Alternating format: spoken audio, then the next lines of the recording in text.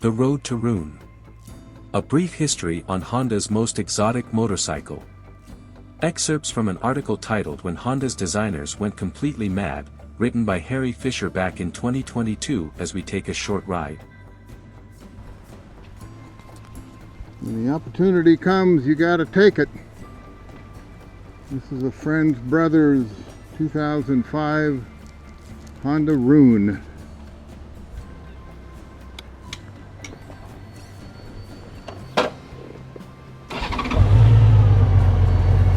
It is so smooth, you can't even tell it's running.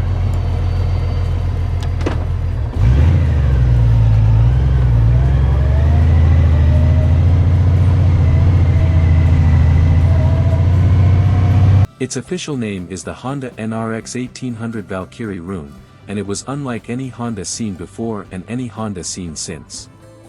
The engine was familiar, being the unit found in the Gold Wing, but that was where the similarities stopped. If Honda had a reputation for building boring motorcycles, then the Rune was the polar opposite of that reputation. Senior designer Martin Manchester had a lot of freedom to express a new creative direction. Our goal was to produce something new, something no one had ever thought of before. We wanted to create a fresh look, but one that would also serve as an engineering showpiece, a cruiser with a new level of performance and technology. Amazingly, Honda gave the design team the freedom to do whatever they wanted and, even more surprisingly, they were told that there are no commercial constraints. The final price of the motorcycle wasn't a consideration. The outcome was a motorcycle that cost a reported $100,000 each to manufacture and which would sell for $25,000, with the shortfall of around $225 million to be put down to marketing expenses. It was the ultimate showpiece and flagship model, and it certainly made people sit up and take notice in a way that Honda hadn't experienced before, or since. Before the Rune was launched in 2003, a total of 5 concept bikes were designed and built. At first, the Zodia started the madness. The engine was a 1500cc V-twin with a drive to the rear wheel via hydromechanical automatic transmission, known as the human-friendly transmission, or HFT. The front suspension was trailing link and there was a single-sided swing arm. Then there were 4 further concepts, named T1 to T4. The T2, T3, and T4 appeared together at the Cycle World show in 2000. The T2 most closely resembles the final Rune design. T3 used the drag strip as inspiration and featured a 6x6 exhaust system, flames on the bodywork and the front brake discs were bolted directly to the wheel spokes. It was the only concept to have a chain final drive. Honda then spoke to fans and focus groups to see which concept was the more popular. But to their surprise, it was T2 that was the crowd's favorite, which gave Honda a problem as they had already started new model development on the T1, expecting that concept to be the one most people liked. Many outsiders and fans thought that the Rune, in T2 guise, could never be built, even by Honda. One person said, "I would buy this bike, just as it is, but I know it could never be done.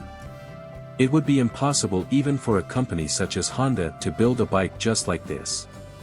Even Honda insiders didn't think it could be done.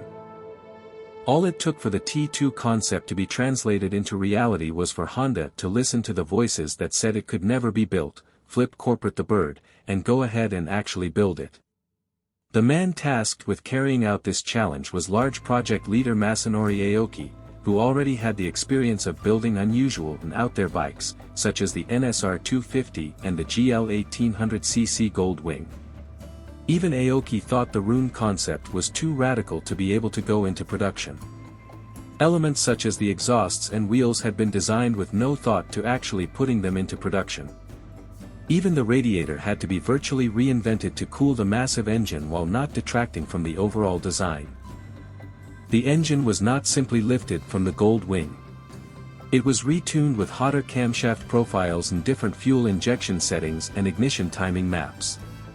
The exhaust system was different, and while power output remains the same for both engines, those who have been lucky enough to ride both a Gold Wing and a Rune say that the Rune feels more hooligan, especially in the mid-range, while the Gold Wing has a higher top speed, due largely to the better wind-cheating properties of the Gold Wings fairing.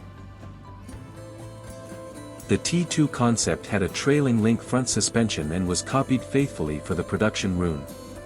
It features twin shocks mounted on either side of the headstock, just behind the headlight. The left unit is the damper and the right unit contains the spring. But, it was at the rear that things were even more interesting. Derived from the then-current RC211V MotoGP bike, it was designed to improve mass centralization, both for balance as well as to increase frame design options, because it had no top link attached to the frame. It also permitted a low ride height, essential to the appearance of the Rune. No one is sure exactly how many Runes were built and sold, estimates range between 800 and 3,000 copies.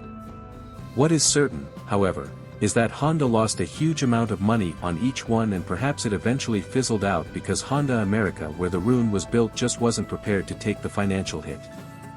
History has dealt harshly with those who would try and install a new order into things. You only have to look at the success of the BMW R18, which harks back to BMWs of the 1920s and 30s, and compare it to the distinct lack of success of their previous attempt at a cruiser, the R1200C, which had no such precedent. Whichever way you look at it, the Honda Rune was one strange motorcycle, but, boy, are we glad it existed.